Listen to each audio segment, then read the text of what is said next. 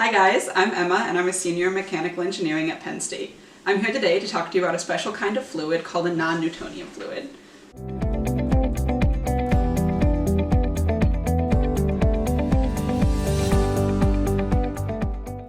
In your classes at school, you've probably talked about the three different states of matter: solid, liquid, and gas. These states of matter cause a material to take on different shapes and sizes. A solid, like Play-Doh, has its own size and shape. You can rearrange the shape that it's in, but it will hold the shape that you give it. A liquid has a definite size, but no definite shape, so it will take on the shape of the container that you put it in. And a gas has no size or shape. Different factors, like temperature and pressure, can affect what state of matter something is in. What you may not know is there's also a fourth state of matter. We call it a non-Newtonian fluid, and it can be both a liquid and a solid at once. But that is crazy, so how does that even happen? Well, that's what I'm here to talk to you about today.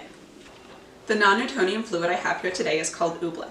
Some of you might have read about it in this Dr. Seuss book about this weird goo.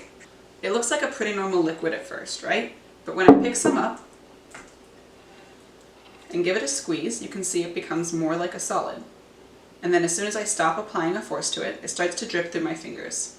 This is because of the fluid's viscosity, or resistance to flow.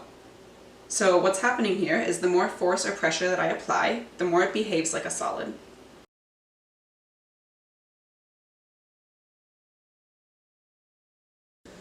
We call this fluid a non-Newtonian one because Sir Isaac Newton stated that liquids behave in predictable and consistent ways.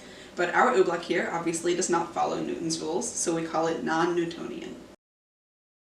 The properties of this Oobleck allow us to do some pretty cool things. If we had a huge pool full of Oobleck, we could run across it, bike across it, even play soccer on top of it, so long as we're constantly putting a downward force on the top of the Oobleck. As soon as we stop moving, we would start to sink. We could also drop an egg covered in Oobleck from 10 feet off the ground, and the Oobleck would protect it from breaking as it lands. Pretty cool, right? You can make your own Oobleck using ingredients you have at home. All you'll need is cornstarch, water, and some food coloring.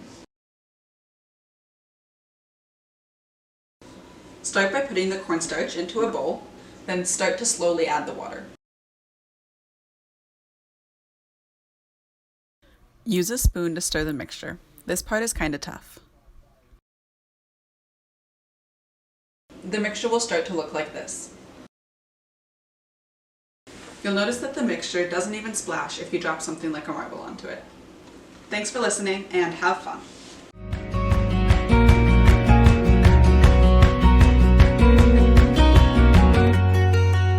Like this video and subscribe for more. Thank you.